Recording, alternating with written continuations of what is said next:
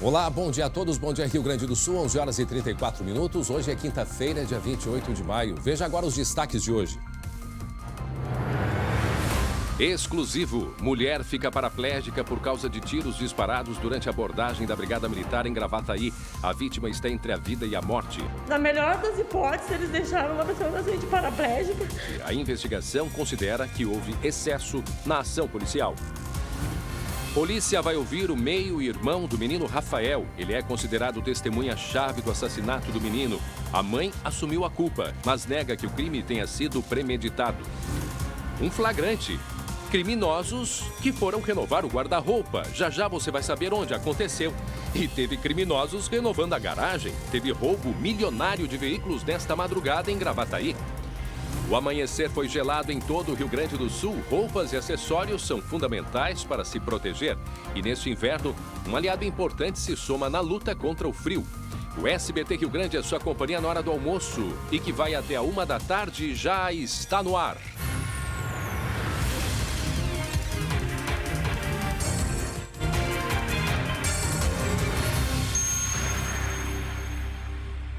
Diante do momento atual, é necessário que todos façam a sua parte para manter-se protegidos e seguros.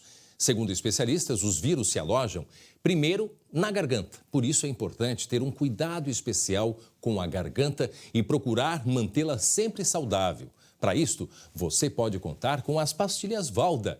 Pastilhas Valda possuem ações antisséptica e bactericida que ajudam a proteger a sua garganta. Vejam só esse recado. Diante do momento atual, é preciso estar protegido. Pastilhas Valda, há várias gerações, vem ajudando na saúde de toda a família. Pastilhas Valda ajuda a melhorar a imunidade e traz alívio imediato na dor de garganta e tosse. Pastilhas Valda, proteção para toda a família.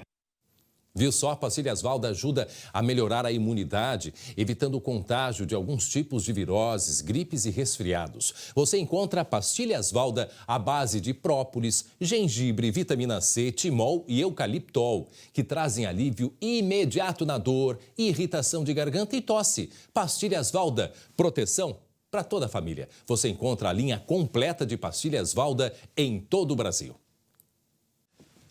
Muito bem, você vai ver ainda hoje aqui no SBT Rio Grande, exclusivo. Mulher fica paraplégica por causa de tiros disparados durante uma abordagem da Brigada Militar de Gravataí. A vítima está entre a vida e a morte.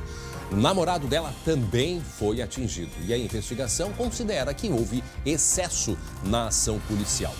E você vai ver também o calendário de retomada das aulas no Rio Grande do Sul. Vamos esclarecer todas as nossas dúvidas em seguidinha numa entrevista aqui no SBT Rio Grande. Então vai lá na nossa página no facebook.com/SBTRS Oficial e participe. Nós vamos conversar com o secretário estadual de Educação, Faisal Caram. É um rápido intervalo, já volto.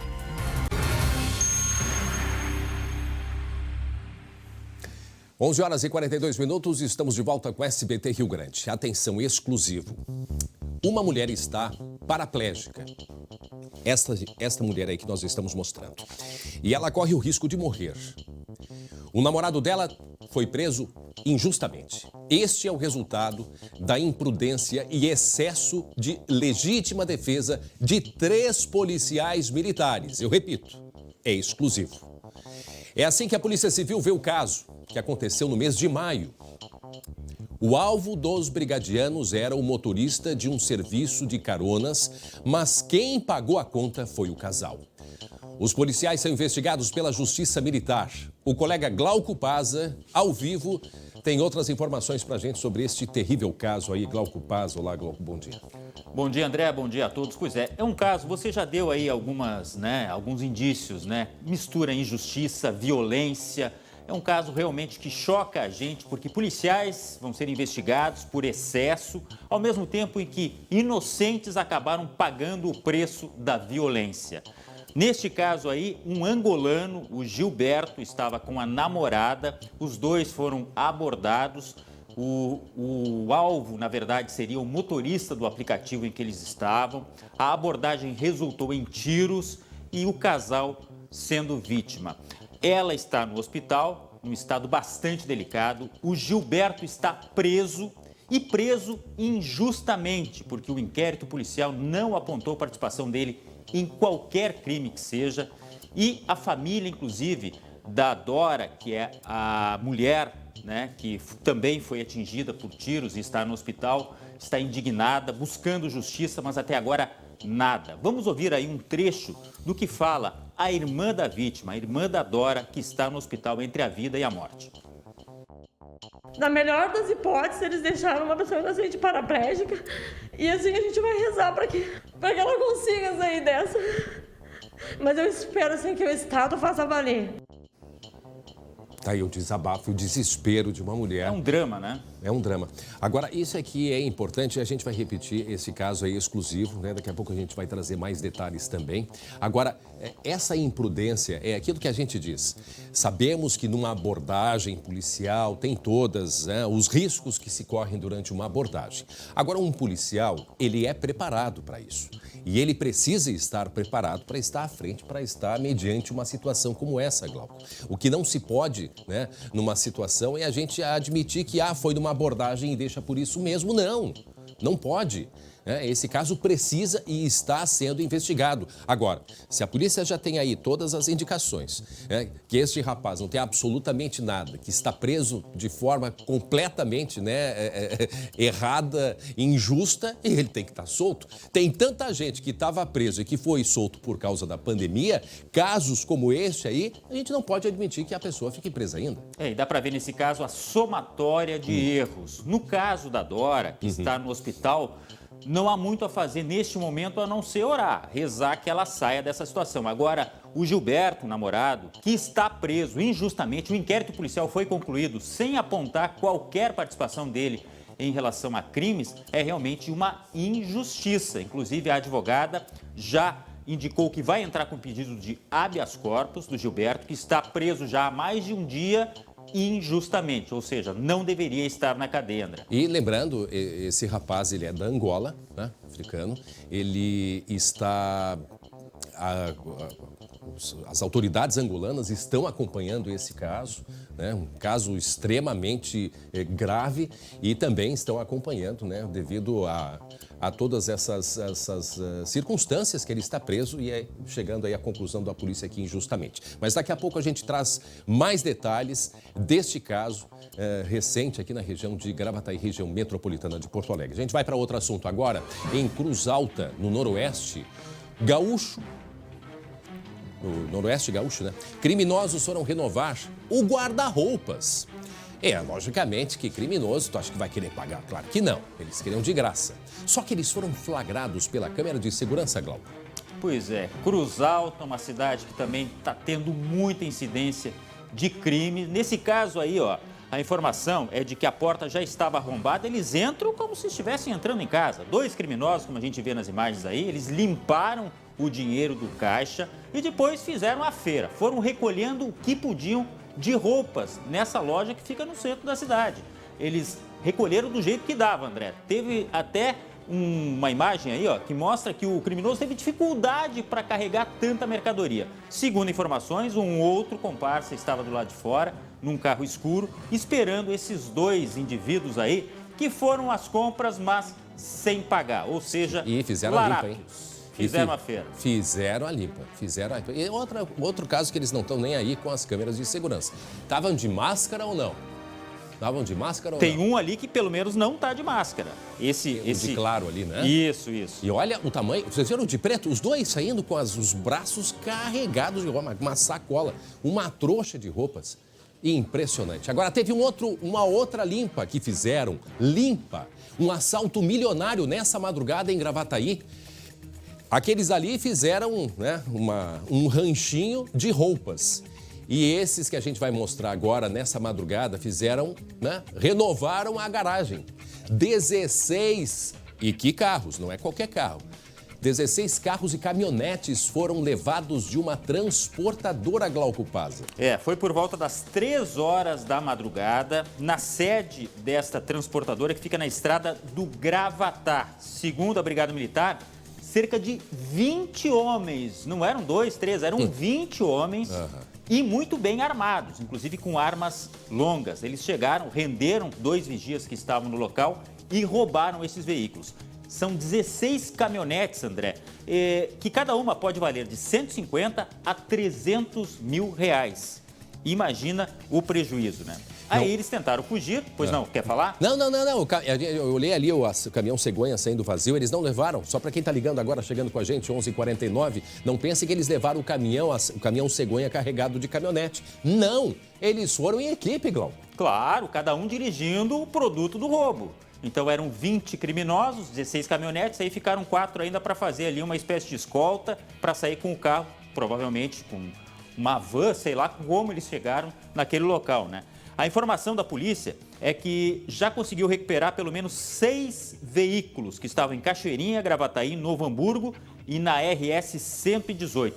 3 assaltantes, André, foram presos. 2 deles foram localizados em São Leopoldo, inclusive um foi baleado e o outro estava em Novo Hamburgo. A procura agora começa a ser por imagens que possa dar alguma identificação, uma pista de que bando era esse, que grupo era esse, tão ousado, tão numeroso e tão bem armado, André. Levaram 16 caminhonetes e esqueceram uma manta, porque estava frio. Se alguém aí desses criminosos quiser, a manta está ali, vai lá voltar para tentar pegar. Agora, a pergunta que eu faço, isso é do lado da Freeway, provavelmente as câmeras ali da CCR, que até então, quando era Concepa, elas funcionavam, não sei se elas estão funcionando agora, devem estar.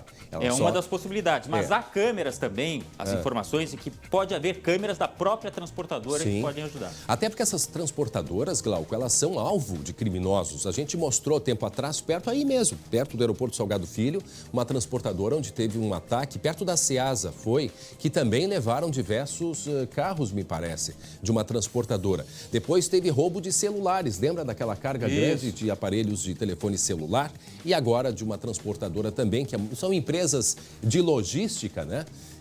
Empresas de logística que são alvo desses criminosos e certamente tem câmeras de segurança nesse local, sim, e que vão poder ajudar. Imagine, 16 caminhonetes que foram levados pelos criminosos. Até daqui a pouco, Glauco Pazza. Bom, atenção, voltamos a falar sobre o caso Rafael, lá do norte do estado, da cidade de Planalto, pois a polícia vai ouvir nos próximos dias o irmão, ou meio-irmão dele, né, desse menino que foi morto lá na cidade de Planalto. O rapaz, que fez agora 17 anos há 2 dias, ele é considerado testemunha-chave pela investigação. O adolescente é filho de um outro relacionamento de Alexandra, a mãe do Rafael. Ela confessou ter matado a criança por acidente, com uma dose excessiva de calmantes, mas laudos da perícia apontam que ele foi estrangulado. Na tela, os detalhes.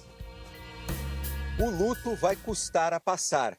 Na escola, colegas e professores lembram com carinho do aluno que gostava de lidar com números. Era o primeiro a terminar as continhas, pegava a matéria fácil, né? Ladejane considerava Rafael um dos melhores da turma. A mãe era atenciosa e participativa.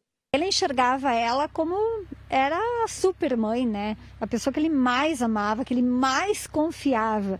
Isso que dói mais. Nesta quarta-feira, Alexandra Batista Dolgokenski, de 32 anos, foi transferida do presídio de Iraí, no norte do estado, para a penitenciária feminina de Guaíba, na Grande Porto Alegre.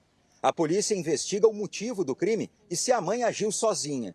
Todo momento ela se preocupa com outro filho, né? Que ela vai perder o contato com outro filho. Não havia a vontade dela de acontecer isso. A polícia investiga a participação de outros 2 suspeitos no crime e aguarda o resultado de laudos da perícia. Entre eles, a análise feita na casa onde Rafael morava com a mãe e o irmão de 16 anos. O adolescente também vai ser ouvido.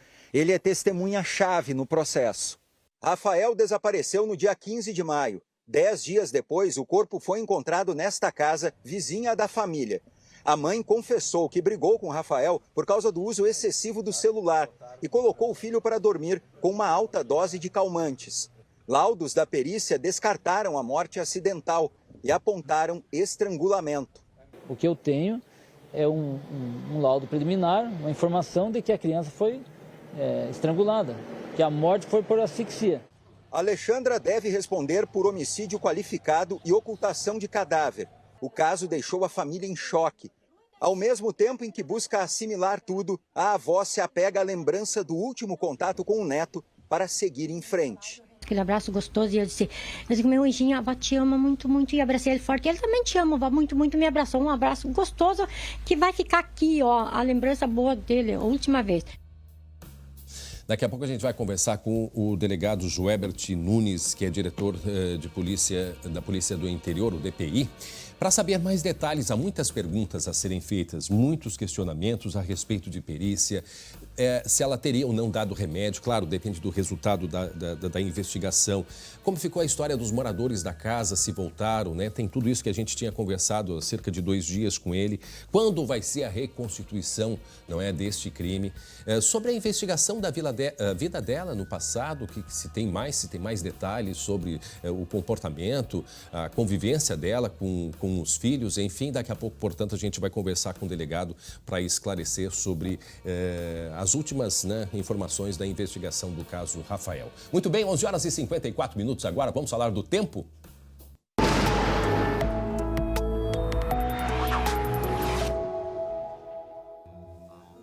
Muito bem, Estael Cias chegando aqui com a gente, não é mesmo? Estael Cias, que vem falar de uma história de umas tais aranhas voadoras. Que história é essa, hein, Estael? Bom dia. Bom dia, André. Bom dia quem está em casa. Vamos fechar a porta enquanto para que não entre. Mas são filhotes, não são inofensivas. Que história Na é verdade, lá na Praia do Laranjal, pelo registro do Diogo Cassal, aqui não sei se é possível ver as imagens aí na TV, no reflexo da luz a gente vê um monte de teia de aranha no reflexo da luz. Ontem à noite foi registrado na Praia do Laranjal. É um fenômeno que está associado ao tempo seco. O que acontece é que, na medida que vai aquecendo durante o dia, se formam bolhas de ar mais quente que vão subindo na atmosfera. E ar quente é mais leve. É mais leve, e aí as aranhas pegam carona nesse ar quente e acabam dispersando as teias por distâncias mais longas. É um processo que eles usam até de uma forma de proteção dos predadores. Então, é um fenômeno natural associado a dias de tempo muito seco. Ontem, em Pelotas, a temperatura pela manhã foi de 4 graus, à tarde a temperatura chegou aos 20 graus, então isso mostra a grande amplitude térmica, mostra que o tempo foi muito seco por lá. E agora no Twitter, uma moradora da Zona Sul de Porto Alegre me disse que ontem à tarde também observou o fenômeno na Zona Sul da capital. E a teia de aranha, ela é muito resistente, inclusive. Sim. Antigamente as miras, né, feitas de armas, aquela, né, o cruzamento X, aquele era feito com o fio da teia da aranha, porque é um fio resistente e muito limpo, né? E tanto é que tinha vento, aquela foto mostra, acho que bem isso, né, Estel? Exatamente. O vento batendo, e elas mesmo ficavam assim, esticadas. Olha, né? Que linda essa imagem, é muito interessante. E está associado ao tempo seco, elas conseguem viajar. É o mesmo efeito planador que os pássaros usam, né? Eles também se aproveitam das bolhas, das termas, né, de ar quente, para poder planar sem ter que bater as asas. Esse vento veio depois de uma chuva, aliás, uma chuva bastante intensa. Exatamente. A estiagem, ela acabou, dá pra gente dizer assim, Estel? O fenômeno estiagem em algumas partes do estado, a gente pode até dizer que acabou. O fenômeno estiagem, que é um período longo sem chuva. A chuva ela tem se observado um pouco mais regular. Agora, o que preocupa são os efeitos dela. Esses efeitos ainda não acabaram. Os antigos falam, quando tem essa baba de boi, que chamam, né, essas teias de aranhas voando, é sinal de muita chuva. Tomara que fosse mesmo justamente nessa região de Pelotas, porque lá choveu na semana passada, tivemos em torno de 100 milímetros, mas pelo que eu soube do SANEP, lá em Pelotas, o nível da principal barragem que abastece o município subiu apenas 17 centímetros, André. É muito pouco e não resolve o problema de abastecimento no município. O Rio dos Sinos aqui também, ele subiu, mas sim, 2 metros, eu acho que foi, acho que chegou perto de 2 metros, mas também é pouco para o que seria o normal nessa época do ano. Aqui nós temos imagens lá da barragem Santa Bárbara, lá em Pelotas. A barragem está muito baixa, chegou a ter nível negativo em relação à cota do que se considera normal, e a chuva realmente não resolveu o problema de lá. Nós temos aqui um mapa da chuva, André, que aconteceu no mês de maio. Ah, chuva de maio, porque depois eu quero saber de junho, para a gente saber os agricultores se vai ser também querem saber. Ou não. Aqui nós temos o mapa do Instituto Nacional de Meteorologia. Aqui é o quanto que choveu durante todo o mês de maio até agora, até hoje. Nós temos aqui os maiores acumulados em azul na fronteira oeste, aqui 200 a 300 milímetros. Na região de Pelotas, algo em torno de 150 milímetros, somando desde o dia 1º até o dia de hoje. Então, a média histórica, em grande parte do Rio Grande do Sul, já foi atingida, mas não foi o suficiente para reabastecer o déficit de todos esses meses. Afinal, são 6 meses de pouca chuva, né, André? A expectativa é saber para junho, mas junho vai responder daqui a pouquinho. Então a gente vai ficar na expectativa, porque eu quero saber do frio também, final de semana chegando. Né? Tem frio mais forte para chegar, já aviso. É mesmo, Estael? Então daqui a pouco a gente vai saber sobre o frio e a chuva também em seguida com a Estael Cias. 11 horas e... Obrigado, Estael. 11 horas e 58 minutos. Olha só, nós estamos estamos acompanhando com exclusividade do caso de um angolano. E esta daí está lá, ele atrás, e esta daí é a namorada dele. Ele morava em Goiás, veio conhecê-la e estavam resolvendo fazer um passeio até a serra, mudaram de rumo, resolveram ir para a praia. Teve uma abordagem policial, teve tiros. O final da história, ele foi preso e ela está em estado bastante grave, que inspira muitos cuidados e pode ficar, inclusive, paraplégica. Resumindo, a história é essa. Daqui a pouco a gente vai dar mais detalhes. Eu repito, é exclusivo. Exclusivo. Ele é angolano, inclusive, autoridades da Angola estão pedindo, solicitando a resolução imediata, a soltura dele, porque a polícia investigou e ele não tem culpa. Você vai entender toda a história em seguidinha, que a gente vai contar mais em detalhes. Agora eu quero falar sobre o governo do estado, sobre as aulas, porque o governo divulgou um calendário de retomada das aulas nas redes pública e privada aqui no Rio Grande do Sul. Esse anúncio foi feito ontem, quarta-feira, quando então foram apresentados também os resultados de mais uma etapa da pesquisa de prevalência do coronavírus aqui no estado, coordenada pela Universidade Federal de Pelotas. A partir de 1º de junho, o ensino da rede pública será à distância. Uma plataforma vai reunir virtualmente 37 mil turmas. O governo pretende ampliar a oferta de internet, mas planeja uma alternativa para quem não tem acesso. Mas mais do que isso, chegarmos àqueles alunos que são especiais, por isso a forma híbrida. Precisaremos muito da colaboração e do entendimento dos nossos profissionais de educação. A partir de 15 de junho, será permitida a retomada de atividades práticas essenciais para a conclusão de cursos superiores, pós-graduações e técnicos, além de cursos de idiomas, artes e profissionalizantes. E nós estamos estudando como será o retorno do presencial nos demais, mas que ocorrerá só a partir do 1º de julho e vamos anunciar esse encaminhamento no dia 15 de junho. O governo trabalha com 4 cenários que dependem da evolução da pandemia no estado. O certo é que terão prioridade crianças pequenas e adolescentes que estão concluindo o ensino médio. Uma portaria vai determinar as medidas de higiene, segurança e distanciamento. De que forma nós vamos manter o distanciamento de uma criança de 0 a 3 anos? Só isso já está dizendo a impossibilidade de voltarmos. Ou será que nós vamos ter teste para todos? A decisão é sustentada pelo resultado da 4ª etapa da pesquisa sobre a evolução da Covid-19, que mostra estabilidade no Rio Grande do Sul. Foram constatados 8 exames positivos. O estudo, coordenado pela Universidade Federal de Pelotas, indica que o número de infectados pela doença agora é 3 vezes maior que o oficial. Tem cidades no Pará que 1 de cada 4 pessoas tem coronavírus. Aqui no Rio Grande do Sul, a estimativa é 1 de cada 500 pessoas. Muito bem, a grande expectativa nesta retomada econômica que nós começamos já aí há pelo menos 3 semanas, 2, 3 semanas aqui no estado. Depois desta retomada econômica, portanto, agora é a retomada das escolas. Como fazer isto? Como deixar as crianças distantes umas das outras? A gente vai conversar agora, nós temos muitos questionamentos também de telespectadores. Nós vamos conversar, a Gabi Lerina está com o secretário estadual de Educação, Faisal Caram, e vai nos detalhar, Gabriela Lerina, detalhes sobre esse desafio a partir de agora, porque não vai ser fácil de qualquer forma essa retomada aqui no estado.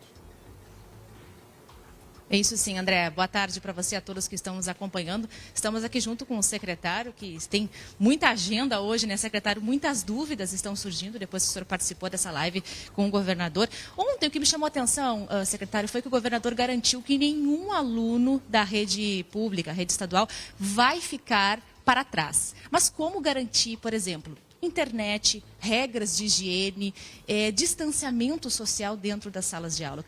Eu queria que o senhor começasse falando sobre a internet, primeiro como garantir a internet para esses alunos lá das áreas rurais, por exemplo, e depois, na sequência, respondendo essa questão sobre distanciamento social quando as aulas forem novamente presenciais. Boa tarde para o senhor. Boa tarde. Essa, sem dúvida nenhuma, é o grande desafio, Porque nós possuímos uma rede hoje com 812 mil alunos, mais 78 mil servidores ativos, entre servidores gerais e professores. Temos uma rede de 2.461 escolas com universos totalmente diferentes entre elas. escolas rurais, quilombolas, indígenas, urbanas e assim por diante. Como chegar a todas? O estado do Rio Grande do Sul é um estado que, em termos de tecnologia, está entre os melhores estados do país, em uso de ferramentas. Sendo que a tecnologia na educação brasileira é muito baixa, a régua é baixa. Mas dentro dessa régua baixa, o estado do Rio Grande do Sul se destaca em termos de equipamento, em termos de utilização de ferramentas e assim por diante. Então, qual é o esforço? Esse era um projeto que tínhamos para 2021 para colocarmos em prática. Em decorrência da pandemia, tivemos que acelerar esse processo e corrermos atrás. Tivemos uma amostragem por parte dos nossos alunos, da nossa rede estadual, que com as aulas programadas, esses alunos, em torno de 46%, 47% deles, no geral, utilizaram a ferramenta tecnológica com as diversas plataformas colocadas à disposição. Isso que não era obrigatório.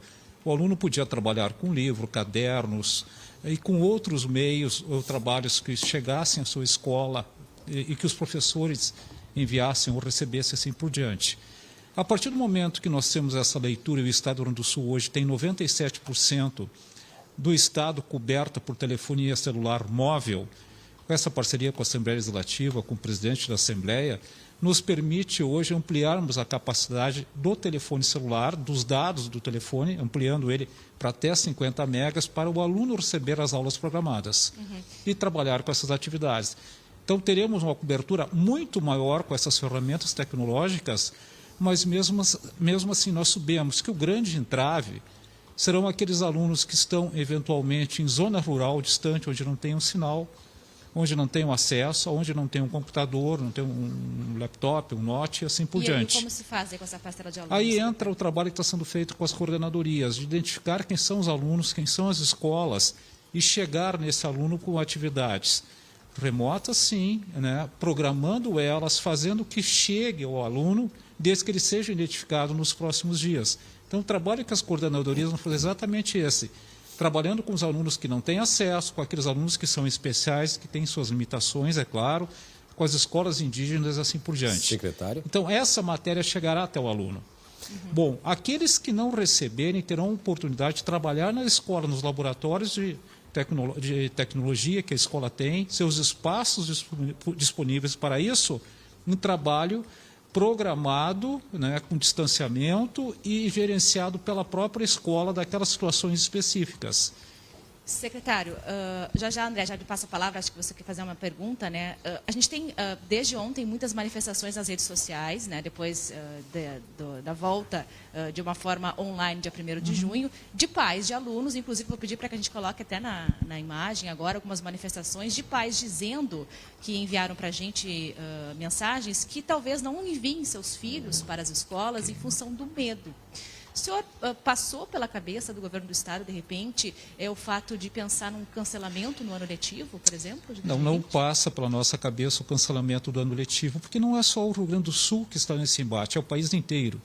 Através do Conselho Nacional de Educação, apesar de termos pouco suporte junto ao governo federal na área do MEC, não há posições claras sobre isso, há discussões desde adiamento do Enem, entre outros, que é um exemplo. Não está se discutindo o Fundeb fundamental para o próximo ano, então isso está ficando à parte, essas discussões. Não há um envolvimento do governo federal na área da educação. Agora, nós estamos trabalhando, correndo contra o tempo, para não perdermos o ano letivo, independente de termos que entrar em janeiro, fevereiro do ano que vem, para não juntarmos os anos de 2020, 2021 e, quem sabe, até 2022, por quanto mais tempo ficarmos parados, maior risco que isso aconteça, juntando os anos em si. Aí vira uma verdadeira desorganização de rede e a perda de qualidade. Sabemos que não é um ano normal. Isso o próprio Conselho Nacional de Educação tem colocado. As aulas remotas, que começam agora dia 1º, é de mantermos o contato com o nosso aluno, com a nossa rede, né, fazendo com que ele receba a parte pedagógica. Não vai ter o mesmo rendimento que se tem com a aula presencial, a gente sabe disso, ninguém esconde isso. Mas entre ficar parado e não fazer nada e perder uma oportunidade que a pandemia está nos trazendo, ela por enquanto só trouxe coisas ruins, que são a perda de vidas, o custo econômico disso tudo para as famílias e assim por diante. Agora, nós não podemos ficar parados, é uma oportunidade que nós temos de investir em tecnologia, fazer com que o aluno receba e o professor se prepare para isso, essa atividade que vai ser levada para os nossos educadores a partir do dia 1º de junho, juntamente com os alunos, de avançarmos nos investimentos em tecnologia, do uso da tecnologia em sala de aula e fazer com que o aluno tenha uma aula mais provocativa, mais interessante e assim por diante. Faça, André, essa questão, por favor. Oi, secretário, boa tarde. Me ouve bem, secretário? Boa tarde, André. Secretário, tudo bem. Eu sei que são cerca de 300 mil alunos no Rio Grande do Sul que não têm acesso à internet. Eles não têm, ou por falta de condição financeira, ou porque moram no interior. Então, é um número bastante expressivo. Nós sabemos que a questão da saúde ela é prioritária, né? Foi prioritária, mas nós já estamos aí desde fevereiro, né? Enfrentando essa crise do coronavírus, a pandemia. Agora que se fala em investimento para comprar equipamentos, será que isso já não deveria ter sido feito lá atrás? Assim, houve um hiato, né? Um período muito longo que ou outras parcerias já não deveriam ter sido feitas, porque tem muitos pais que, de fato, como disse a Gabriela, que estão nos mandando, não queremos mandar os filhos para a escola porque, para eles, o ano já está perdido. A dificuldade vai ser muito grande do ensino a partir das redes sociais, né? Então, essa é a grande preocupação. Mas me parece que houve um atraso nesse sentido, talvez até por prioridades na área da saúde, não? Bom, André, essa é uma pergunta bastante interessante, né? Eu concordo em parte com ela, porque hoje nós temos 27 estados no país, junto com o Rio Grande do Sul, que correm atrás de alternativas. Não há uniformidade hoje na área da educação de ações para se atingir o maior número de alunos. São Paulo, que é a maior rede e a mais rica do país na área de educação, tem enfrentado problemas, sim. Se colocou à disposição um canal de televisão para fazer aulas programadas, se colocou à disposição a telefonia celular, que acaba não chegando em alguns alunos. Agora, esse cálculo de 300 mil, nós temos que clarearmos na seguinte situação. Mas está correto o número? Nós temos historicamente... Oi? Está correto o número, são 300 mil. Se é correto o número, é aproximado, só ele não retrata a realidade. Porque dentro desses 300 mil nós temos um percentual... falando. Não, sim, André, concordo, fui eu que passei. Mas ele não retrata a realidade efetiva, porque ao longo do ano nós temos uma perda na ordem de 100 a 110 mil alunos que estão matriculados no sistema ISE da Secretaria e não frequentam as aulas. Eu não estou dizendo que é um cálculo simples de tirar de 300 mil, tirar 100 mil, ficar 200, não é isso. Agora, nós temos que trabalhar com os alunos e com a ampliação da capacidade dos dados de telefonia, nós vamos chegar em boa parte desses 300 mil, que nós não chegávamos com as aulas programadas que nós tivemos em março e abril. Então, esse número ele cairá de forma significativa. O exemplo que eu dou, estamos fazendo o Enem, agora o pré-Enem com a TVE, em parceria com a TV Assembleia, que tem chegado a um número de 45 a 46 mil alunos, e são 66 mil. O restante dos alunos estão recebendo esse sinal via SEDUC, YouTube. Quer dizer, e o sucesso está sendo muito legal, está sendo grande, porque são os professores elaborando as aulas e fazendo que o conteúdo chegue para esses alunos que vão prestar o Enem. Então, são alternativas. Nós tínhamos duas alternativas. Eu sempre coloco isso, ou ficarmos sentados esperando que o ano termine e não fizéssemos nada, ou corremos atrás da máquina, coisa que o país inteiro está fazendo, porque ninguém tinha uma noção precisa do impacto da pandemia. Né? E nós não chegamos no auge da curva aqui no nosso estado ainda, no Brasil. Teremos muitos meses. Então, essa questão da preocupação dos pais é exatamente isso que o governador do estado está fazendo. É um retorno progressivo, né, pautado, né, em cima de dados. A partir do momento que haja um movimento, onde haja um crescimento nas regiões, se volta atrás. Sim. Ele não é definitivo que nós teremos todas as nossas aulas voltando em agosto e setembro. Tudo depende da evolução, até porque inverno chega também, né? É uma proposta monitorada por números da Universidade Federal de Passo Fundo e outras que dão embasamento muito claro para isso. Certo. Nós queremos voltar, mas só vamos voltar com segurança. Ok. Secretário, André, a gente vai ter que ir encerrando para fazer uma última questão. O Rodrigo, assessor, já está fazendo uma cara feia para mim aqui, porque eu sei que a sua agenda hoje está lotada. É a última questão, tá, Rodrigo? Eu prometo. Secretário, a gente ficou, o CEPER Sindicato, né, já se manifestou, dizendo que tem uma preocupação com aqueles alunos de ensino de 0 a 3 anos, que são menores, do ensino fundamental dos primeiros anos, pela a possibilidade de como que eles vão aderir, por exemplo, ao distanciamento social. E isso a gente está falando num plano lá na frente de quando os alunos estiverem dentro da sala de aula. Como isso vai funcionar, secretário? Rapidamente, para a gente poder encerrar. Eu poderia dizer, respondendo, que a nossa rede, a rede estadual hoje, ela possui pouco mais de 100 turmas de ensino do pré-escola. Mas né? O ensino municipal. Agora, né? o ensino municipal, isso é gigantesco, são quase 400 mil crianças que estão lá, e que terão que ser compartilhadas com o Estado do Rio Grande do Sul. E mais as escolas privadas, né, que tem um bom número de alunos no infantil e nos anos iniciais, de 1ª a 5ª série. Realmente, essa é a grande discussão interna dentro do governo, como dar segurança, né, a essas crianças, principalmente dos 3 aos 5 anos. Né, os professores que estarão aos professores. O professor até ele fica mais protegido, porque ele vai ter material, ele vai utilizar. Agora, como tu fazer com que essa criança fique distante uma da outra? Porque é da criança dar um abraço, beijar, se tocar, botar o dedinho na boca, nos olhos, e coisa assim. Essa é a grande dificuldade.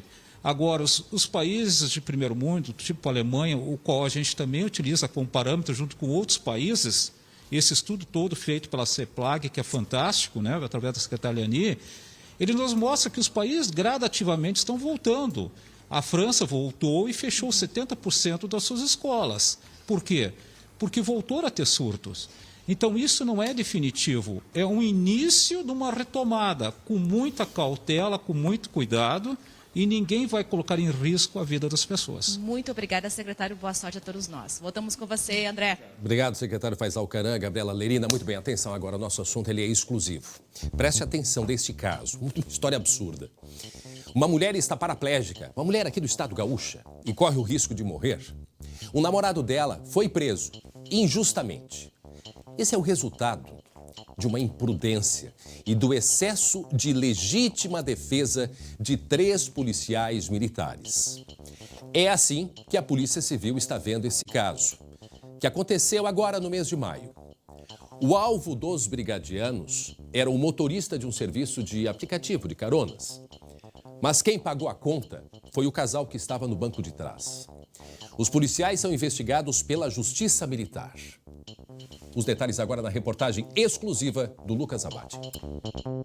Na melhor das hipóteses, eles deixaram uma pessoa inocente paraplégica e assim a gente vai rezar para que...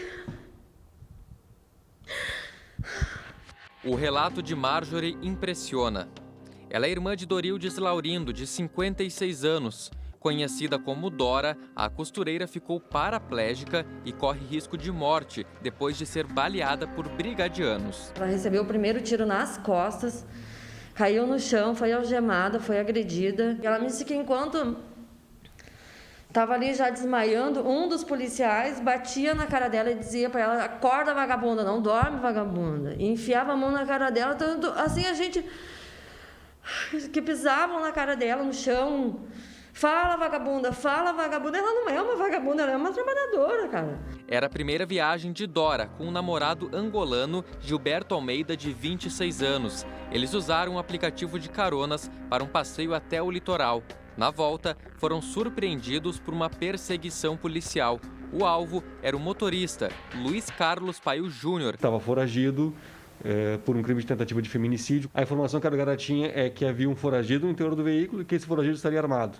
Então, o motorista e os passageiros desembarcaram do veículo e começaram a correr, enfim. Segundo o relato dos policiais militares, houve disparos de arma de fogo, que eles reagiram também com disparos e acabaram acertando os 2 passageiros, que depois, durante a apuração, nós verificamos que realmente não tinham qualquer vínculo com o motorista. Segundo a investigação, o motorista parou o carro nesse trecho, próximo da RS-118. Quando Gilberto e Dora desceram do carro, foram baleados pelos policiais militares. O casal levou 3 tiros cada. Além de ser baleado, Gilberto acabou preso injustamente. Ele já foi inocentado no inquérito, mas segue no presídio de Canoas. O motorista do carro foi indiciado e também está detido. Uma cópia da investigação foi encaminhada para a Brigada Militar. Os policiais aqui foram indagados especificamente, detalhadamente sobre o enfrentamento, como foram recebidos com os disparos de arma de fogo. Naquela ocasião, deduziram que a arma pertenceria ao passageiro. Depois, com a apuração que nós fizemos na Delegacia de Homicídios, constatamos que muito provavelmente a arma que estava ali seria do condutor do veículo que estava foragido, de acordo com todo o histórico que ele já possui, né? A minha irmã hoje, ela tá no hospital, o estado dela é gravíssimo. Ela pode não sair viva disso. Nós, da família dela e do Gilberto, a gente não vai descansar enquanto não ver esses marginais presos, pagando o que eles têm que pagar, porque eles não são diferentes dos bandidos que eles prendem. Eles não podem ter privilégio, o Estado não pode privilegiar, eles têm que ser excluídos da brigada. Esse assunto é exclusivo, daqui a pouco a gente vai ter a resposta por parte da Brigada Militar. Tá aí o casal, se encontrou pela primeira vez, Glauco Pazza. Iam para a Serra e resolveram mudar os rumos e ir para o litoral. E aí acontece tudo isso. E depois que aconteceu o tiroteio, André, que chamou a atenção também, é que os dois foram levados para o hospital, né, o casal de namorados, sem documentos, e a família da Dora ficou sem saber onde ela estava. Isso aconteceu no domingo, o tiroteio, e só na terça-feira eles conseguiram localizar, através de procura nos hospitais, que a Dora estava realmente internada e já estava numa situação bem complicada. Aliás, ela continua nessa situação, né? E só aí conseguiram, então, tomar par da situação. Um inquérito militar deve apurar. A gente vai saber daqui a pouco mais informações a respeito da Brigada Militar, a respeito de como vai ser feita essa investigação. Tá? Mas o fato é que o Gilberto, o angolano, ainda está preso e a advogada entrou hoje com pedido de habeas corpus, até porque o inquérito já foi entregue, não aponta ele como responsável por nada, então ele deveria estar na rua. A primeira coisa que me vem na cabeça, bom, a gente deseja aí que a Dora se recupere o quanto antes, né? Que não fique com nenhum trauma depois disso tudo que aconteceu. Primeiro, ele é negro, né? E infelizmente sabemos do preconceito. O que eu fico assim extremamente, não sei nem dizer a palavra certa, no mínimo envergonhado, uma pessoa que vem da África, vem trabalhar no Brasil, foi para um outro estado, se encontrou com a Dora pela internet, resolveram criar uma relação, se conhecerem, e ele é recebido desta maneira aqui. Primeiro, né, aquela abordagem que terminou do jeito que terminou. Né? Começa por aí. Aí ele vai para uma prisão, que sabemos que as prisões aqui, elas infelizmente não cumprem com o papel que deveriam cumprir, né? De ressocialização e tudo mais. Em meio à pandemia, e ele ainda preso. Quer dizer, são coisas que, entende? Não podem acontecer. Não pode. Eu fico triste, eu fico envergonhado. Eu não sei mais que termos eu consigo num caso como esse. Mas desejamos que ela se recupere o quanto antes. E a Brigada Militar tem que ter uma justificativa, Glauco, né? O que a gente tem que saber também é, por ser estrangeiro, se há uma tramitação legal que seja um pouco mais demorada. Mas o fato é que a soltura do próprio Gilberto, mas eu acredito que não. Ele está sendo enquadrado pelas leis brasileiras, porque ele está morando no Brasil, deve estar morando legalmente, portanto, então ele deveria estar na rua. Né? E outra coisa, no momento de pandemia, né, pelo menos assim foi feito em Portugal. Todas as pessoas que eram ilegais, elas se apresentavam e foram legalizadas para que elas tivessem direito à saúde, né? Momento de pandemia, então também não tem essa coisa aí. É exceção, né? E outra coisa, o Brasil é de portas abertas para todos os países. Acho muito difícil ele estar de maneira irregular aqui. Não creio nessa possibilidade. Mas, de qualquer forma, em plena pandemia, né, os países têm obrigação de abrir as portas. E agora essa pessoa presa, cuja advogada entrou, né? Já entrou hoje, mais um pedido. Vamos ver se a gente consegue resolver o quanto antes esse caso e que ele possa, pelo menos, estar perto da Dora, né, que continua hospitalizada. Bom, vamos falar de um outro assunto agora, Glauco. Uma quadrilha que estava extorquindo comerciantes aqui no centro de Porto Alegre. E não é novidade, né? Esses tempos já teve uma grande operação no centro da capital.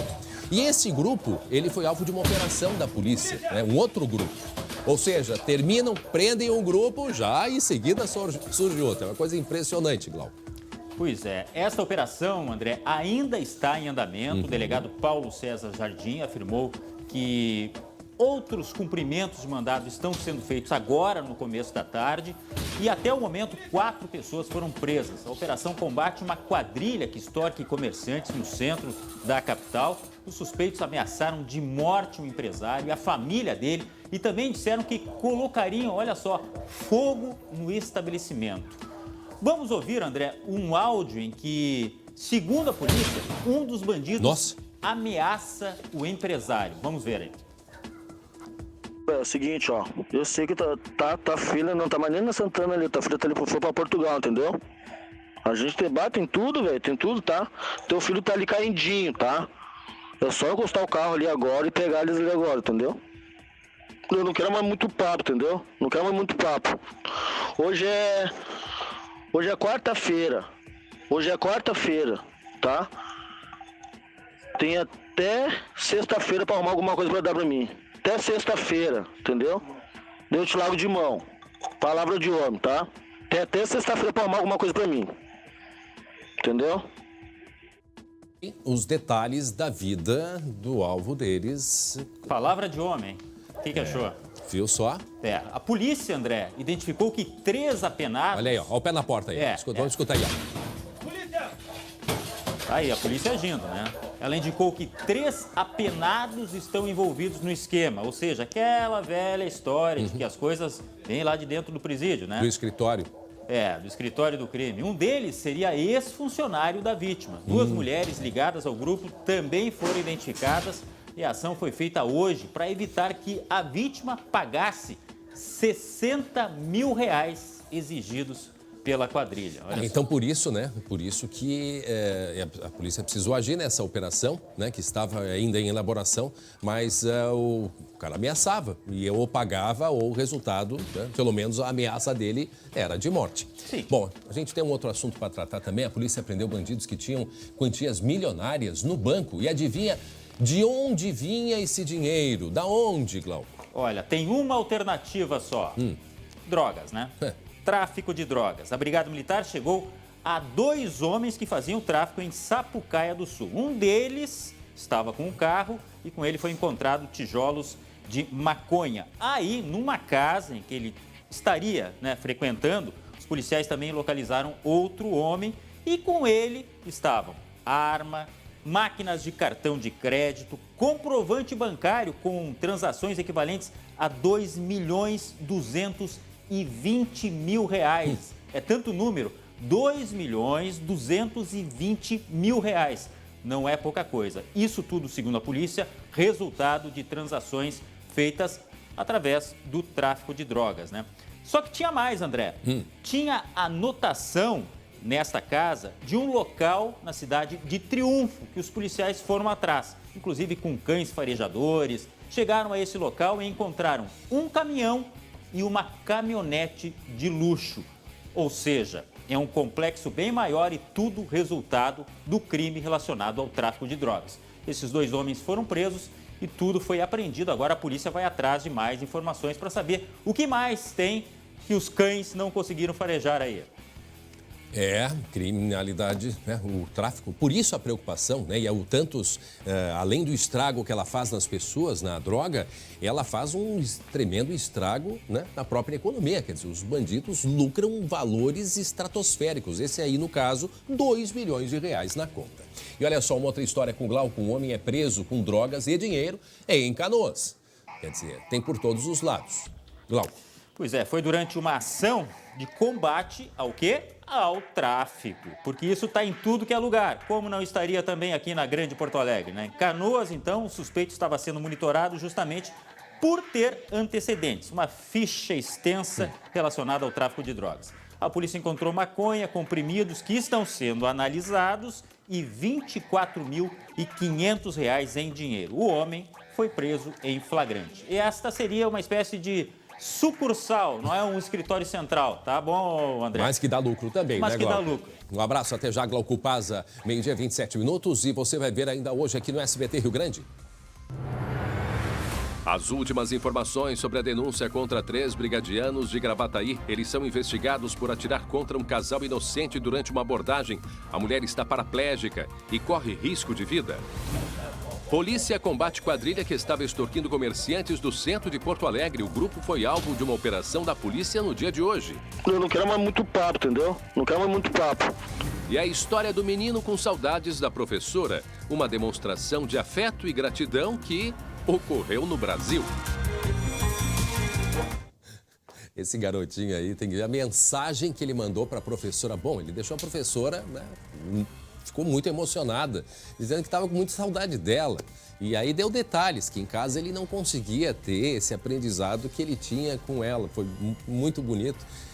Se espalhou essa mensagem dele, em seguida a gente vai mostrar. E daqui a pouco, a meteorologista Estael Cias, né, que está aqui com a gente no estúdio, vai falar sobre o frio que está chegando por aí, mais frio. A gente vê imagens ao vivo de Porto Alegre, é uma névoa seca, Estael Cias, né? E a temperatura nesse momento é de 17 graus, meio-dia 29, vamos falar de esporte.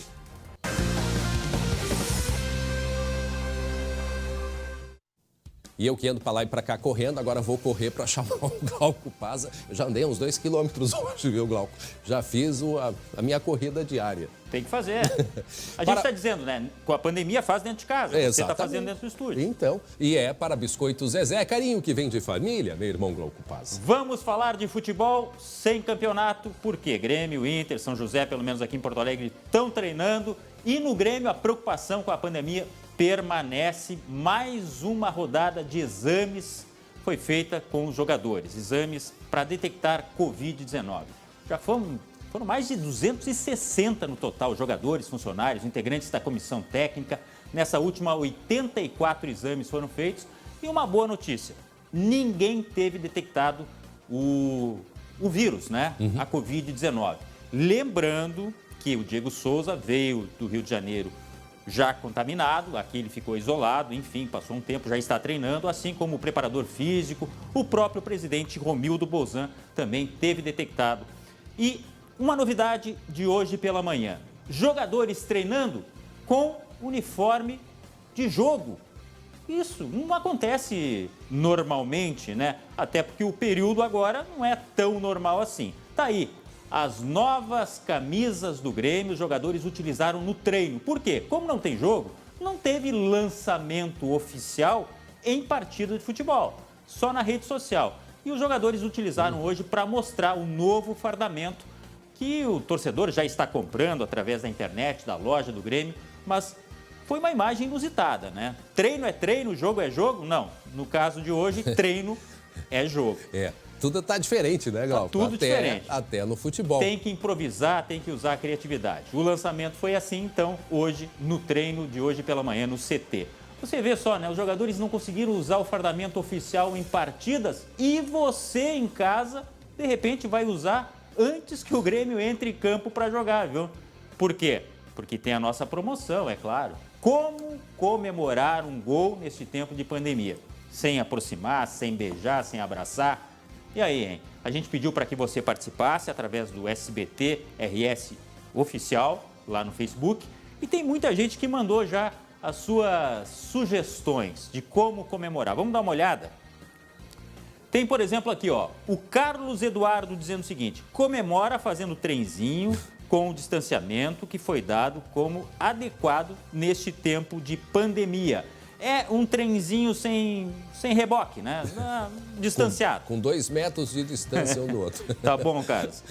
Olha aqui, ó. Eu acho que esse trenzinho eu acrescentaria o pessoal carregando uma fita métrica junto, né, com as medidas. Fazendo assim, que nem quando a gente entrava na escola. Era daquela época também? Eu lembro, vagamente. Outra sugestão aqui, ó, da Daia Gaúcha. Colocar a nova camisa, ligar a internet, mandar ver na live, assim todos irão vibrar com o tricolor. Já que a moda é live, comemorar com uma live. Boa, Daia, boa sugestão. Aqui o Marcos Vinícius Brau Rodrigues, fazendo corredor de aplausos, homenagem que os profissionais da saúde têm feito para os pacientes de Covid-19 que recebem alta médica. Seria uma bela homenagem também para esses profissionais que estão na linha de frente. Concordo. Olha, concordo realmente porque eles merecem todo o nosso aplauso. Boa sugestão também.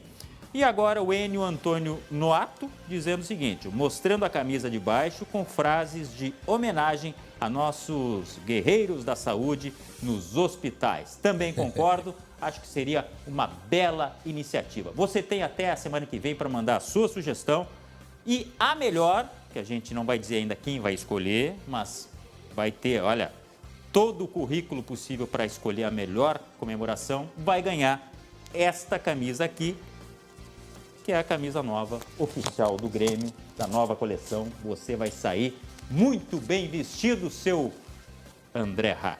Muito bem, obrigado, Glauco Pazza. Agora, 12h33, nós em seguidinha vamos ter mais detalhes sobre a investigação do caso Rafael. Todos acompanhamos aí, todos estamos ligados neste caso, que começou lá no dia 15 de maio, na madrugada do dia 15, quando esse menino de apenas 11 anos, segundo o relato da mãe, relato inicial, desapareceu. E depois de cerca de... foram quase 2 semanas, né? Foram cerca de 10 dias. Quantos dias foram? Desde o dia 15 até quando ele foi encontrado. Foi agora no dia 15 de maio. E 15 dias depois, um pouco antes, 12 dias, eu acho, 12 dias, o menino encontrado, a mãe assumiu que ela, não propositalmente, mas teria dado remédios para o filho e o menino morreu.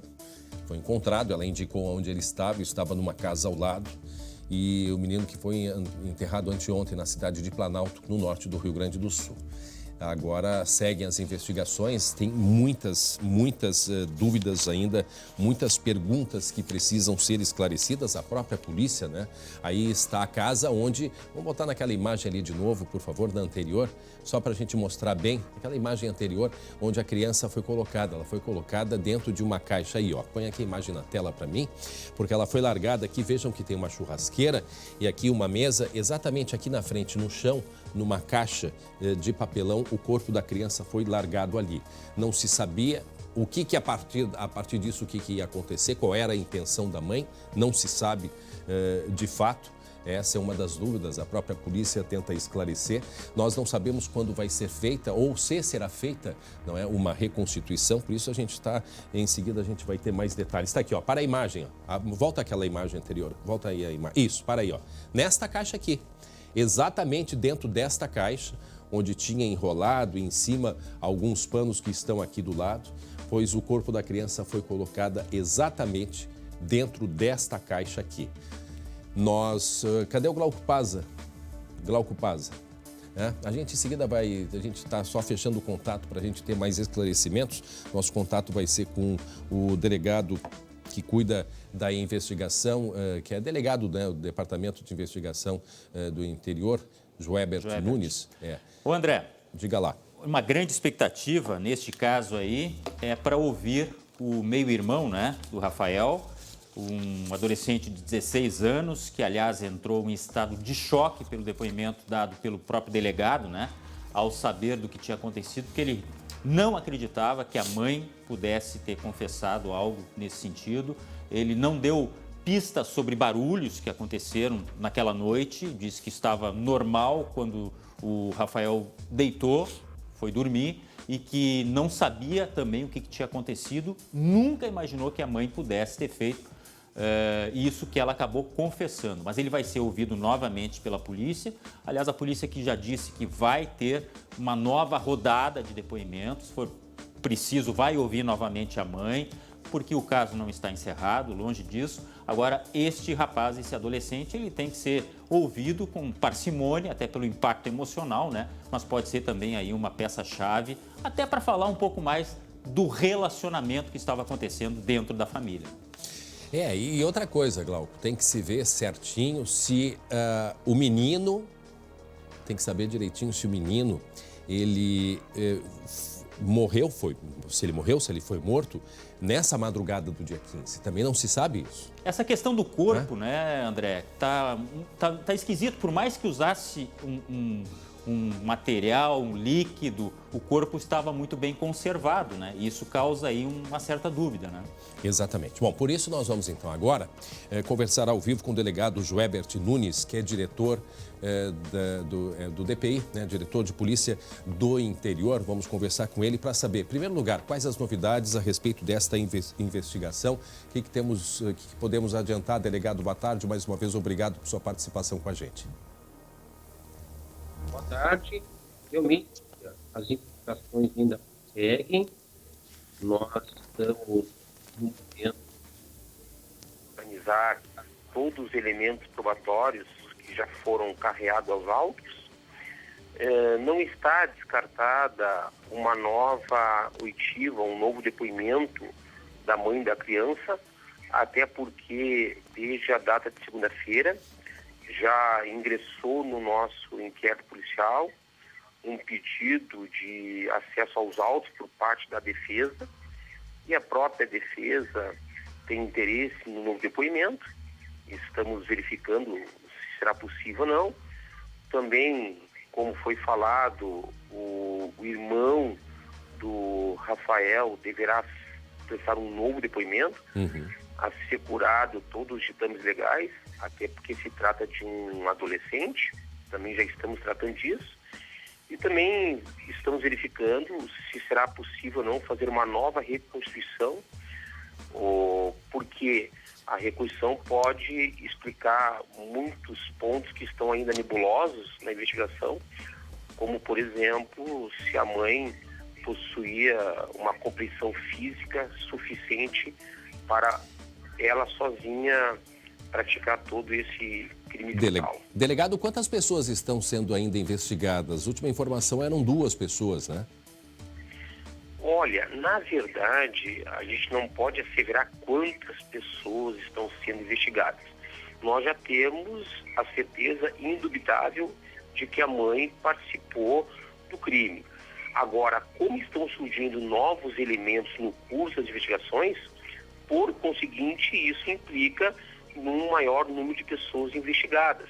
Mas nós não podemos asseverar agora com certeza se nós temos 1, 2 ou 3 pessoas sendo investigadas. Isso depende agora do avançar da nossa investigação. O senhor poderia... Para isso, dizer... como eu estou dizendo, é muito relevante, só para completar, que nos cheguem os laudos periciais.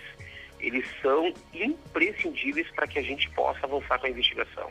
Delegado, quais novidades o senhor pode trazer, né? Que o senhor diz aí que tem novos elementos. Poderia nos dizer que tipo de elementos novos são esses? E se tem a ver com o passado dela, porque eu não sei se a polícia chegou a investigar o passado dela. Ela tinha um marido, porque as crianças são de pais diferentes. O primeiro marido dela morreu. Em que circunstâncias foi, por favor? Na verdade, a Polícia Civil já tem até cópia deste procedimento policial que apurou a morte do primeiro marido da Alexandra, que foi realmente por enforcamento, e esse inquérito já foi até para a Justiça de Farroupilha, se eu não estou enganado, e foi arquivado. Nós estamos analisando os termos do inquérito, mas ao que parece é realmente um caso isolado e que não teria nenhum elemento novo. O que tem de novo é que nós deslocamos uma equipe do Departamento de Homicídios e Proteção à Pessoa aqui de Porto Alegre, com um delegado, e o delegado com a equipe do DHPP, que são altamente especializados em delitos contra a vida, e no caso aqui o homicídio, eles estão fazendo tendo uma outra visão do inquérito e dizendo que o inquérito realmente está muito bem encaminhado e que novos dados podem ser dali extraídos. Mas tudo isso agora depende da análise que os delegados e agentes estão fazendo para ver se a investigação avançará ou não. Qual é o comportamento dela a partir do momento que ela foi presa, delegado? O que ela diz? Ela insiste que teria dado remédios, mas a perícia já mostrou que o menino não tomou remédios e tinha uma corda no pescoço. Exatamente. O depoimento oficial dela, o último depoimento prestado na polícia, onde confessaram o crime, ela descreve toda uma conduta culposa e não intencional, ou seja, que ela teria ministrado uma quantidade de medicamentos para que a criança dormisse, eis que estava agitada, e quando foi ver, ele estava morto. E quanto às cordas no pescoço, como isso nós verificamos depois do depoimento oficial dela, ela não foi ainda interrogada. Mas nós vamos então ter que, por isso que eu falei, aprazar um novo depoimento para poder indagá-la acerca desses novos fatos. Mas nós temos ainda, até o momento, o resultado extraoficial da perícia. Nós precisamos sim do laudo pericial e ler com muita atenção as conclusões do perito do Instituto Geral de Perícias. Esse resultado da perícia sai quando, delegado? Porque ainda há aquela dúvida se a criança, de fato, ela foi morta ou morreu lá no dia 15, ou se morreu dias depois e onde ela estava nesse período também, né? Então o laudo ele vai ser importante para esclarecer isso também. Sem sombra de dúvidas. Nós já fizemos contato via chefia de polícia, a doutora Nadine, com a diretora-geral do Instituto Geral de Perícias e nos prometeram para ainda esta semana, de repente, um laudo de necropsia do cadáver. E essas indagações que você está aí referindo são extremamente importantes porque a perícia tem, a priori, condições de nos indicar a data ou a data aproximada que a criança foi morta, para saber se foi morta realmente na madrugada do dia 15 de maio ou possivelmente. Isso pode dar um outro rumo à investigação. Não chegou a ser feita uma reconstituição, né, delegado? Não. Isso deve ser realizado quando, ou não sei se vai ser realizado, mas seria importante, porque isso que me chama a atenção é saber o passo a passo, né? A gente não tem ainda, talvez a polícia, até por uma questão de investigação, tenha já essas informações, mas passo a passo o que aconteceu, porque é aquilo que nós dissemos, o menino de 16 anos, agora 17, o irmão não ouviu absolutamente nada. Mas será que foi nesse dia que a criança morreu? Enfim, esses os detalhes, né, que são importantes. São pontos que a Polícia Civil ainda pretende responder e, sem sombra de dúvida, a reconstituição, que é um meio legal previsto para a produção de provas, deve ser feita. Mas para nós fazermos uma reconstrução completa e procurar responder várias indagações que ainda estão em branco, que ainda estão nebulosas, nós precisamos das perícias. São imprescindíveis para o avanço da nossa investigação. Muito bem, eu quero agradecer mais uma vez a sua gentileza de ter conversado com a gente hoje. O delegado Joébert Nunes, né, diretor de Polícia do Interior, o DPI, muito obrigado pela sua gentileza. Nós não conseguimos contato antes, mas conseguimos agora e o senhor gentilmente nos atendeu e mais uma vez, né, obrigado e sucesso nesse trabalho que a gente acompanha, né, a imprensa acompanhando, sendo tão bem conduzido e quanto antes tivermos uma resposta, certamente a sociedade vai estar satisfeita, porque é um crime que revolta a todos. A gente teve agora um crime no norte do estado, delegado, nessa madrugada também. Erechim. Em Erechim, um outro caso que revolta a todos, né? De um bebê. Realmente, esta violência contra crianças e adolescentes, seja do tipo que for, simplesmente nos causa muita perplexidade. Tivemos essa noite em caso de Erechim, um bebê de 9 meses, também foi morto pelo padrasto. Já está sendo tudo apurado. E no caso de Planalto, o pleito da Polícia Civil, que é o quanto antes, a gente já termina o inquérito e remeta para a Justiça para a responsabilização criminal do ou dos autores deste crime brutal. Delegado Joébert Nunes, muito obrigado pela entrevista. Mais uma vez, uma boa tarde para o senhor. Agora, 12h e 47 minutos, a gente volta a falar sobre aquele caso exclusivo. Vamos conversar com o Lucas Abate, que já está aqui na redação, nos trouxe esse caso com exclusividade deste caso envolvendo um angolano e uma mulher, está aí. Esta mulher que está gravemente ferida, né? Vamos recontar essa história para quem não acompanhou compreender agora. Eram duas pessoas, né? Este rapaz, que é um angolano, que morava em Goiás, né, Lucas? E esta senhora, uma costureira gaúcha que mora aqui no Rio Grande do Sul. Os dois se conheceram pela internet. O que aconteceu a partir disto, Lucas Abate? Pois é, André, a partir desse relacionamento que iniciou pela internet, o Gilberto, que mora em Anápolis, em Goiás, decidiu pegar o período de férias e vir até o Rio Grande do Sul para encontrar a Dora. E ele tinha um sonho, André, de conhecer Gramado. E eles iriam até mesmo para a Serra Gaúcha nesse final de semana em que aconteceu toda essa situação. Que foi que dia? Foi no dia 17, eles foram no dia 16, no sábado, e voltaram no dia 17, agora do mês de maio. Só que era um final de semana de tempo muito bonito, dia aberto, e eles decidiram ir até o litoral, onde o irmão da Dora tem uma casa, então eles resolveram ir até esse local. Eles conseguiram essa carona pelo aplicativo para a ida e marcaram também o retorno com o mesmo motorista. Eles estavam, André, no trecho de Cachoeirinha, quando esse motorista furou um sinal vermelho e começou a ser perseguido pela Brigada Militar. Houve a perseguição que se estendeu de Cachoeirinha até Gravataí e em Gravataí, em determinado ponto, ele parou o veículo. E quando o Gilberto e a Dora, que estavam no banco de trás, desceram do carro, eles foram atingidos pelos disparos. O Luiz Carlos, que era o motorista, também disparou em direção aos policiais. Ele estava armado, mas ele não foi baleado, mas também está detido, André. Pois é.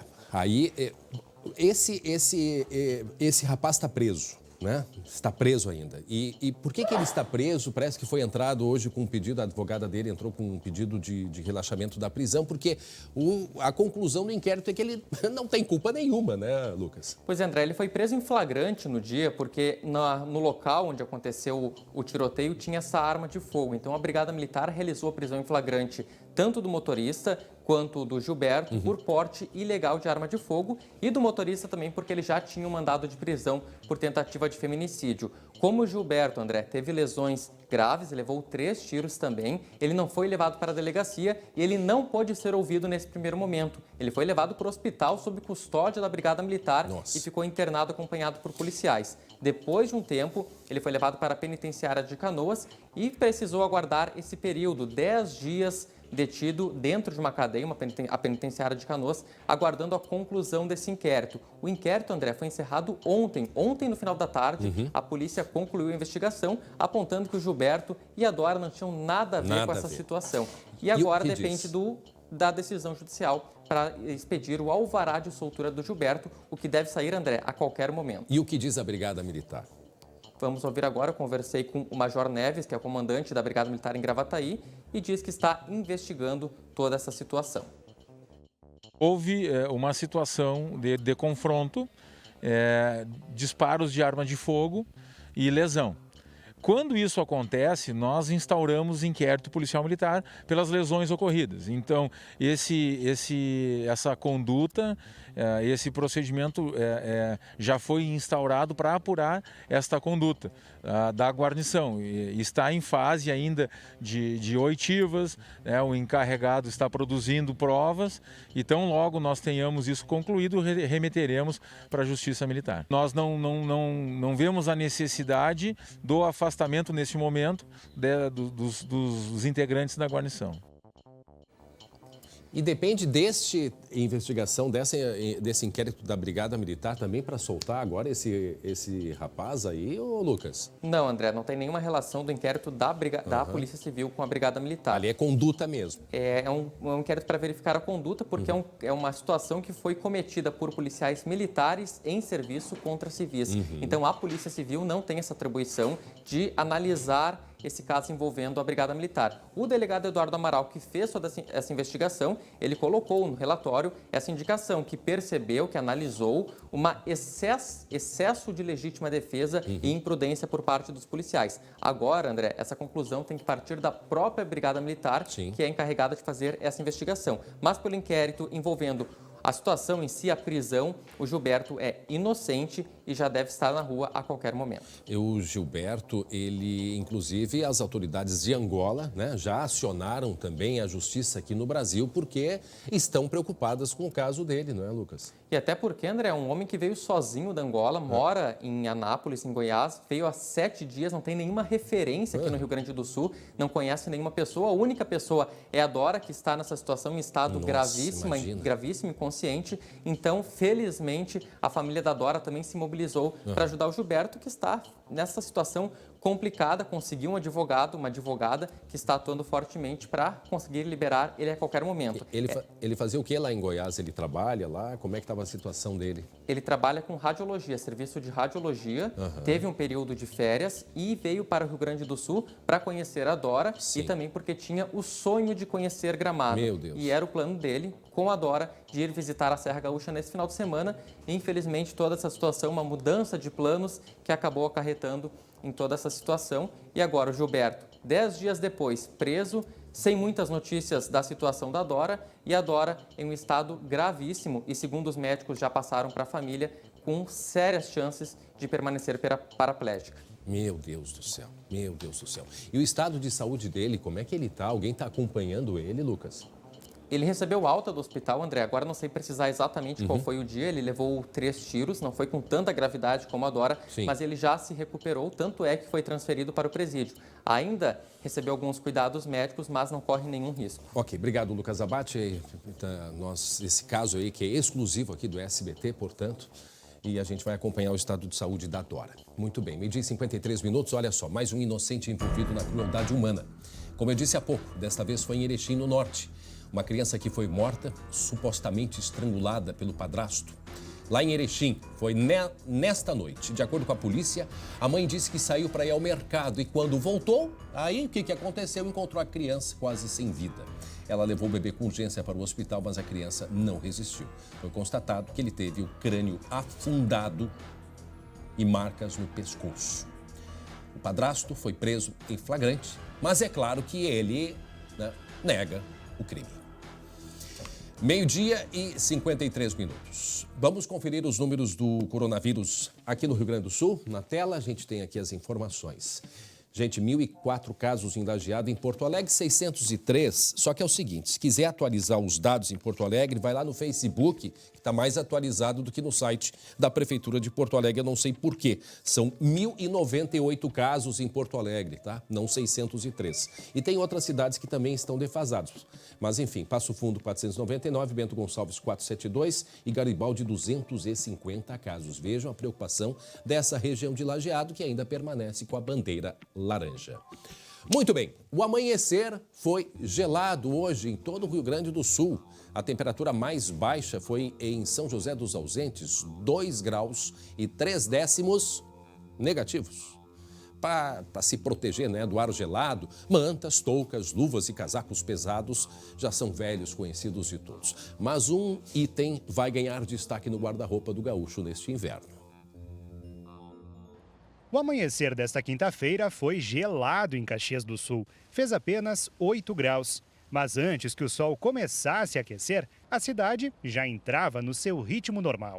E não é fácil sair de casa para trabalhar nesse frio, né? Eu uso bastante cachecol para esquentar bastante, é por causa da garganta, né? E não é só o cachecol que protege e também traz uma certa elegância no frio. Luvas e toucas também são velhas conhecidas e grandes aliadas contra as baixas temperaturas. Se proteger do frio, né? E também por causa dessa epidemia também a gente tem que se proteger, se cuidar mais. Nessa onda de cuidados, este item aqui se torna obrigatório entre todos os acessórios contra o frio. A máscara não protege apenas do coronavírus, não. Previne também contra as doenças respiratórias, tão comuns no inverno. Na maioria dos vírus respiratórios, a transmissão também é por gotícula, da mesma forma que o coronavírus. A gente já observa uma redução importante, né, das infecções respiratórias altas de uma forma geral. Isso em função também da máscara. E já que ela é tão importante, que entre para a moda. É só sair na rua para ver a criatividade e a importância que ela ganhou na hora de compor o visual. Tenho diversos modelos já. Minha mãe também costura algumas e faz modelos novos, e aí vai criando, enfim, então assim vai surgindo. Vai adaptando com a roupa? Sim, vai adaptando com a roupa. A gente vai fazendo moda até, né? É uma maneira diferente de olhar para um acessório que se tornou fundamental. E aqui em Caxias, ninguém escapa da máscara.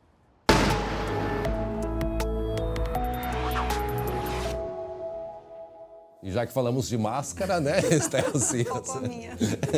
Estel Cias, e aí? Vem chuva, vem frio? Conta pra gente. Bom, resumindo, o mês de maio vai ter chuva dentro e acima da média em grande parte das regiões. Sei que o setor agrícola está apreensivo. E vem frio, sim, mais forte. Nós teremos aí, entre o domingo e a segunda-feira, um sistema de baixa pressão atmosférica que traz chuva e nuvens no domingo, mas traz também esse ar polar que vai ingressar. Tarde de domingo, muita atenção, moradores da fronteira oeste, uma tarde gelada.